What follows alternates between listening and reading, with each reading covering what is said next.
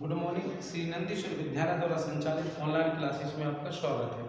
आज हम कक्षा 10वीं का विषय विज्ञान अध्याय 8 जीव जनन कैसे करते हैं ये पढ़ रहे थे। तो हमने आपसे बोला था कि कुछ आप अध्याय में पढ़ लेना, क्योंकि कुछ वर्ड हैं इसमें वो आपके लिए अर्थ नहीं बताया जा सकते, इसलिए आपको उन शब्दों के लिए कुछ ऐसे ही शब्द बोले जाएंगे जिनको आप समझने की कोशिश करना। तो सबसे पहले हम पढ़ते हैं, इसमें निषेचन का क्वेश्चन आता है कि निषेचन कहते किसे हैं। तो आप निषेचन को सिंपल सी भाषा में बोल सकते हैं, एक जब नर युग्मक तथा एक मादा युग्मक का जो संयोग होता है ना, इस क्रिया को हम निषेचन कहते हैं। निषेचन क्या हो गया? एक नर युग्मक तथा एक मादा युग्मक के संयोग को यानी कि सम्मिलन को हम निषेचन कहते हैं। ये केवल लैंगिक जनन में ही होता है, अलैंगिक जनन में प्रक्रिया कभी भी नहीं हो सकती।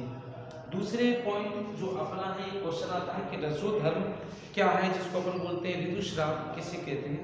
देखिए, जब कुछ परिस्थितियां ऐसी होती हैं कि जिन परिस्थितियों में जब अंड निषेचन की क्रिया नहीं हो रही हो, यानी कि कोई जीव की उत्पत्ति ना हो रही हो उस समय, यानी कि कोई भ्रूण यानी कि अर्थात अपन बोल सकते हैं कि जाइगोट का निर्माण नहीं हो रहा हो, तो अंड निषेचन की क्रिया ना होने की अवस्था में जो गर्भाशय होता है मादा युग्मक का, तो गर्भाशय की जो दीवारों पर जमी हुई मसाल की एक परत होती है जो धीरे धीरे टूटने लगती है। जब जैसे ही मंथ आना, एक मंथ शुरू होता है ना, तो जैसे ही मंथ आना शुरू होता है तो ये मसाल टूटने लगती है। तो ये योनि मार्ग के द्वारा रुधिर के साथ एवं म्यूकस के साथ म्यूकस के रूप में निकलने लगती है। तो इसे ऋतुस्राव होता है, यानी कि रसोधर्म होता है। मतलब ये क्रिया केवल तभी संपन्न हो सकती है जब अंड निषेचन की क्रिया नहीं हो रही हो, और केवल निषेचन की क्रिया नहीं हो रही हो तो केवल ये अंडाशय में जो जमी हुई मसाल है, उस मसाल यानी कि रुधिर के साथ, जिसको म्यूकस बोलते हैं, म्यूकस बाहर निकलने लगे, तब ये घटना केवल होती है। तो इसको अपन रसोधर्म ऋतुस्राव कहते हैं, या इसी को अपन मंथली चक्र कहते हैं। अब इसके बाद आ जाते हैं अपन किलोन पे कि किलोन है क्या। तो देखिए, किलोन जो है किसी जीव की, कोई भी जीव हो तो किसी भी जीव की अलैंगिक जनन से उत्पन्न बिल्कुल एकदम समरूप नवजात, उस जीव के समजात उसी के जैसा कोई जीव बन जाए तो उसको अपन किलोन कहते हैं। मतलब अलैंगिक जनन की प्रक्रिया के द्वारा उसी के जैसा समरूप कोई जीव की उत्पत्ति हो जाए, इस क्रिया को हम किलोन कहते हैं। तो किलोन के बाद अगली चीज पे आते हैं अपन, जिनको बोलते हैं गुणसूत्र। जीवन में जो गुणसूत्र हैं ये वह बहुत ही इम्पोर्टेंट हैं।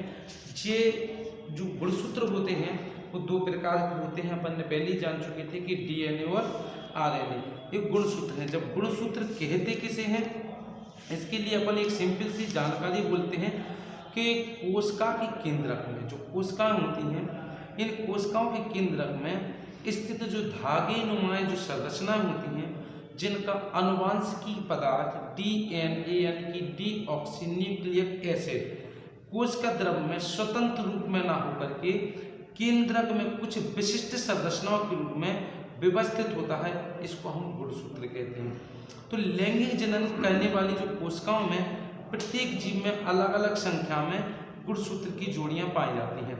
तो जो गुणसूत्र होते हैं, तो जो पुरुष होते हैं इनमें 23 गुणसूत्र होते हैं, जो मादा युग्मक यानी कि महिला होती है उनमें 22 गुणसूत्र होते हैं, जिनमें 22 गुणसूत्र तो नर युग्मक के तथा मादा युग्मक के एक समान होते हैं, जबकि जो 23वां गुणसूत्र होता है पुरुष का वो अलग होता है, जिसको अपन एक को Y बोलते हैं कि X और Y होते हैं।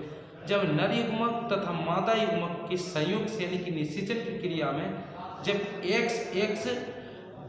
XX गुणसूत्र मिलता है तो संतान पुत्री जन्म लेती है, और जब X और Y संयोग करता है तो पुत्र जन्म लेता है। तो इस क्रिया में हमारे जो गुणसूत्र हैं ये गुणसूत्र अहम भूमिका निभाते हैं।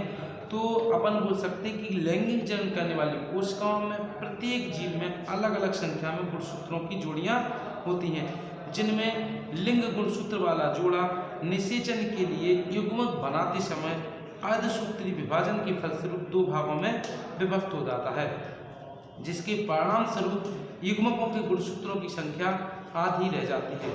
जब निषेचन होता है तो नर युग्मक मादा युग्मक के साथ संलयित होता है, जिसमें गुणसूत्रों की जो गुणसूत्र हैं पूर्वतः हो जाते हैं। यह क्रम लगातार चलता रहता है। तो इस प्रकार जो लैंगिक जनन करने वाले जीवों में पीढ़ी दर पीढ़ी संतति या गुणसूत्रों की संख्या हमेशा समान बनी रहती है। तो गुणसूत्र हमारे जीवन के लिए एक अहम भूमिका प्रदान करते हैं। तो गुणसूत्र होने के बाद अपन आते हैं लैंगिक जनन के विशिष्ट लक्षणों पर, कि लैंगिक जनन जो होता है इसमें विशिष्ट लक्षण क्या उत्पन्न हो सकते हैं और क्या क्या होते हैं। तो लैंगिक जनन में दो व्यष्टि यानी कि एकल जीवों की भागीदारी अवश्य होती है। इसमें नर तथा मादा दोनों लिंगों की हमेशा आवश्यकता होती है और एक ही समष्टि के जीवों के दो भिन्न भिन्न युग्मकों के निषेचन से एक युग्मनज का निर्माण होता है। युग्मनज यानी कि एक जाइगोट का निर्माण होता है। उस संतति में विभिन्नताएं हमेशा पाई जाती हैं, कुछ न कुछ विभिन्नताएं पाई जाएंगी, तभी जाके कोई लैंगिक जनन के विशिष्ट लक्षणों का ही गुण उत्पन्न होगा। तो संतति में दोनों ही पितरों यानी कि नर तथा मादा दोनों की ही गुण उत्पन्न होना आवश्यक और होते भी हैं। लैंगिक जनन में से नई एक स्पीसीज यानी कि एक नई प्रजाति का जन्म हो जाता है। ये लैंगिक जनन के प्रमुख लक्षण हैं, यानी कि दो एकल जीवों की भागीदारी भी अवश्य है, दोनों नर तथा मादा युग्मक आवश्यक होना चाहिए, कि दोनों के संयोग से एक नए युग्मनज का निर्माण होना चाहिए, दोनों के संयोग से एक नई स्पीसीज का जन्म भी जरूर होना चाहिए। इसके बाद आ जाते हैं अपन प्रजनन के महत्व क्या है। तो प्रजनन है क्या, इसके महत्व क्या है। तो देखिए, प्रजनन के कारण जीवन की एक निरंतरता बनी रहती है। अगर प्रजनन नहीं होगा तो जीवन की निरंतरता खत्म हो जाएगी और प्रजनन के कारण जो स्पीसीज यानी कि नई जो प्रजाति है उसका संरक्षण होता रहता है। अब प्रजनन ही स्पीसीज की यानी कि किसी प्रजाति की जनसंख्या बढ़ने का माध्यम भी है। ये इनके महत्व है। जैसे कि अनुकूल परिस्थितियों में एक पीढ़ी से दूसरी पीढ़ी तक ये संवहन किसके द्वारा, प्रजनन के द्वारा ही संभव है। तो प्रजनन का विकास में महत्वपूर्ण योगदान है। ये प्रजनन के महत्व है कि हमेशा प्रजनन नहीं होगा तो जीवन की निरंतरता खत्म हो जाएगी। अगर प्रजनन नहीं होगा तो किसी भी प्रजाति का संरक्षण नहीं हो पाएगा। अगर प्रजनन नहीं होगा तो जनसंख्या नहीं बढ़ेगी।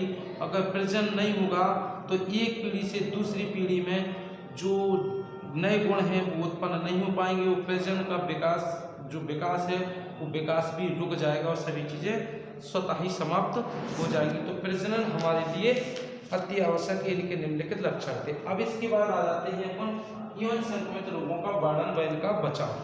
तो देखिए, यौन संक्रमित जो होते हैं, जो यौन संक्रमित रोग विभिन्न प्रकार से होते हैं।